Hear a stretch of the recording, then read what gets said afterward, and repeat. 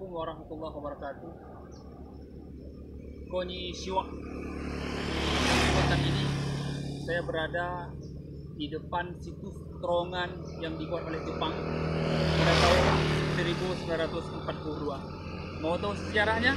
Check it out.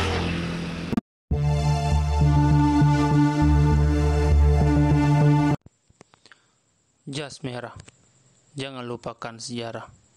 Menelusuri berbagai peninggalan sejarah panjang di Indonesia memang tak ada habisnya. Dari Sabang sampai Merauke dan dari kota sampai ke desa. Peninggalan sejarah selalu dapat ditemukan oleh generasi saat ini. Peninggalan yang masih ada tentunya menjadi kenangan bagi rakyat Indonesia dan membuka tabir sejarah panjang perjuangan pahlawan bangsa kita tempo dulu. Saudaraku sekalian, Jepang mulai mengambil alih kekuasaan ketika Belanda merangkak pergi meninggalkan tanah Indonesia.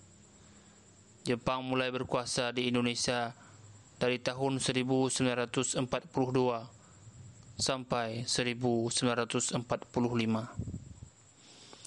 Buktinya, terowongan Jepang Rindu Alam ini sebuah bangunan peninggalan militer Jepang pada masa penjajahan dari masa Perang Dunia Kedua. Terowongan ini dipergunakan tentara Jepang pada saat itu sebagai basis pertahanan di bidang pertahanan darat untuk mempersiapkan serangan menghadapi tentara sekutu pada tahun 1942.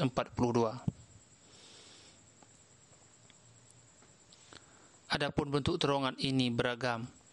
Pada umumnya memiliki ruang luas dan satu pintu sebagai tempat pantauan musuh dan tempat penyimpanan senjata untuk mempersiapkan menghadapi musuh yang ingin menguasai wilayah koloni.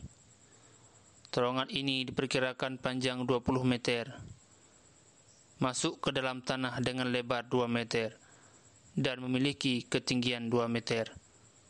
Bangunan ini menggunakan bahan batu bata dan batu alam dengan sistem pengecoran untuk memperkuat terowongan agar tidak longsor.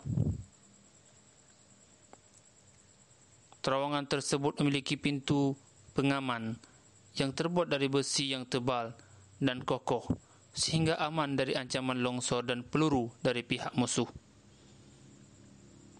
Dalam proses pembuatan terowongan ini, Jepang memperlakukan sistem kerja berkelompok. Dalam proses menggali lubang, setiap kelompok berjumlah sekitar 15 orang, diperintahkan bekerja keras hingga batas akhir kemampuan mereka. Setelah mereka lelah, sakit, dan meninggal karena kelelahan atau kelaparan, maka mereka akan dibuang. Terowongan ini saling berdekatan satu sama lain. Ada yang jarak 50 meter, 100 meter, bahkan 1 kilometer. Terowongan ini terletak di Kelurahan Aning Laut, Kecamatan Sukakarya, dan terletak di dekat perbukitan. Saudaraku sekalian, perlu kita ketahui, Jepang memang menjajah Indonesia hanya dalam waktu yang singkat daripada Belanda. Tetapi, penjajahan Jepang meninggalkan luka yang mendalam bagi bangsa Indonesia termasuk di kota Sabang. Terowongan Jepang adalah salah satu sisa sejarah yang ditinggalkan oleh Jepang di Provinsi Aceh. Banyak sekali cerita dan kisah para Jepang yang kini menjadi tempat wisata yang terus dilestarikan oleh pemerintah dan masyarakat sekitar kota Sabang. Demikian yang dapat saya sampaikan.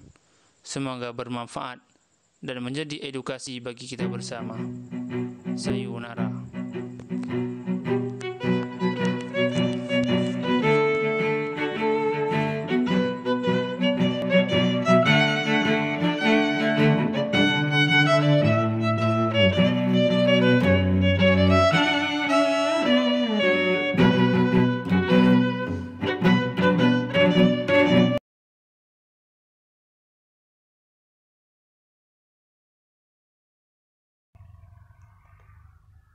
Ini adalah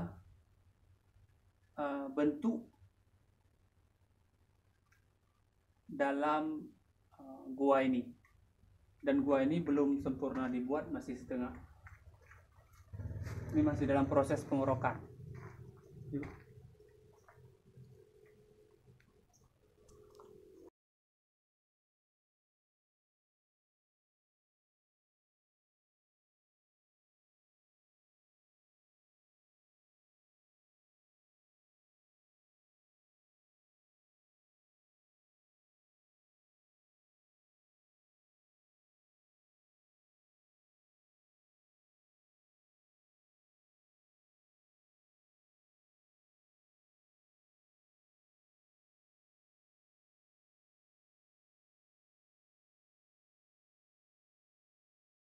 Demikian yang dapat saya sampaikan. Semoga bermanfaat. Sayonara.